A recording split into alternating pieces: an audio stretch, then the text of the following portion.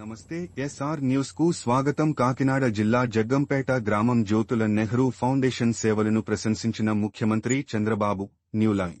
కాకినాడ జిల్లా జగ్గంపేట పోలవరం నిర్వాసితుల సమస్యలను వింటున్న చంద్రబాబుకు పోలవరం నిర్వాసితుల్లో ఒకరు మాట్లాడుతూ, గత వైసీపీ ప్రభుత్వంలో గోదావరి వరదల కారణంగా పోలవరం నిర్వాసితులందరూ చాలా ఇబ్బందులకు గురి అయ్యామని, తాగడానికి మంచి నీళ్లు, తినడానికి తిండి లేక అనేక అవస్థలు పడుతున్న తరుణంలో అప్పటి ముఖ్యమంత్రి జగన్ రెడ్డి ఆకాశంలో హెలికాప్టర్లో తిరిగి చేతులు ఊపి వెళ్లిపోతే ఎన్టీఆర్ ట్రస్ట్ ద్వారా మమ్మల్ని అందరినీ ప్రతిపక్షంలో ఉండి కూడా తెలుగుదేశం పార్టీ ఆదుకొందని మీ పక్కనే కూర్చున్న జ్యోతుల నెహ్రూ ఆయన ఫౌండేషన్ ద్వారా మాకు నిత్యావసర వస్తువులు, మంచినీళ్లు, ఆహార పొట్లాలు అందించారని తెలియజేయగా ముఖ్యమంత్రి చంద్రబాబు మాట్లాడుతూ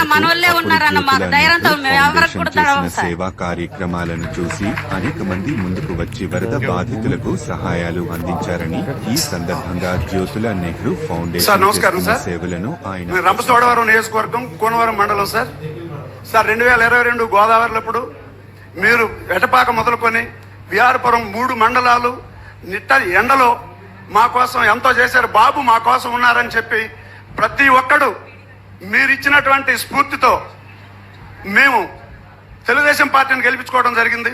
అదే రకంగా మేము ఆ రోజున ఉన్నటువంటి జగన్మోహన్ రెడ్డి గారు మాకు ఎటువంటి సాయం చేయని పక్షంలో మీరు ఒక మాట ఇచ్చారు సార్. మీరు ఎన్టీఆర్ ట్రస్ట్కి నారా భువనేశ్వరి దేవి గారితో మీరు ఒక మాట చెప్తే మా అందరికీ నిత్యావసర వస్తువులు అన్నీ ఏర్పాటు చేయడం జరిగిందండి. ఆ రోజున మేమందరం కలిపి ఈ గవర్నమెంట్ మాకొద్దు, తెలంగాణలోనే కలవాలని చెప్పి మేము రోడ్డెక్కే పరిస్థితుల్లో మీరు బస్సు యాత్ర చేయటం వల్ల మేమందరం మళ్ళీ బాబు మాకు భరోసా ఇస్తాడని చెప్పి మేము మళ్ళీ మీకోసం ఎదురు చూసాం సార్.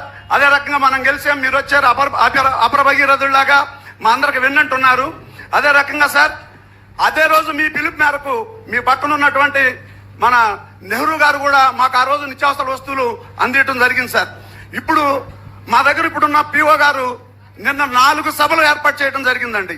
4 సభలతో వెంటనే ఏర్పాటు చేస్తా ఉన్నారు. చంద్రబాబు నాయుడు గారు వచ్చారు, కూటమి గవర్నమెంట్ వచ్చింది, మీకు ఎవరు ఆధారపడాల్సిన అవసరం లేదు. కోనవరం మండలంలో 48 గ్రామాలు ముప్పు గురవుతా ఉన్నాయి సార్.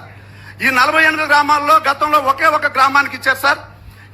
ఇప్పుడున్న సమస్య ఏంటంటే 370 మందిని ఇన్వాల్యూడ్ అని చెప్పి ఏర్పాటు చేయడం జరిగింది సార్. అంటే ఇప్పుడు నేనుంటే నా పిల్లగాడు భద్రాచలంలో ఉద్యోగం చేసుకుంటా ఉంటే ఆ ఉద్యోగం చేసుకున్నాడని చెప్పి కోనవరంలో లేడని చెప్పి ఇన్వాల్యూడ్లో పెట్టారు సార్. తమరు దయచేసి మా మండలాలు దయచేసి ఆలోచన చేసి, అంటే రేషన్ కార్డు అక్కడే ఉంది, ఆధార్ కార్డు అక్కడే ఉంది, ఓటింగ్ కూడా అక్కడే ఉంది సార్.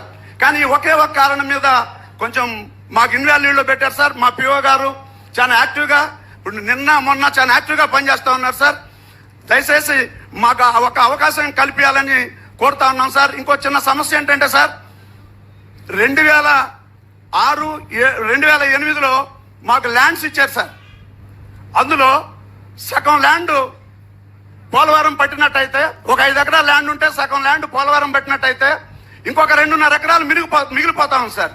ఆ మిగిలిపోయే భూమిని కూడా పరిగణలో తీసుకోవాలని కోరుతున్నాం సార్. ఇంకొకటి అసైన్మెంట్ ల్యాండ్ అనేది ఒకటి ఉంది సార్.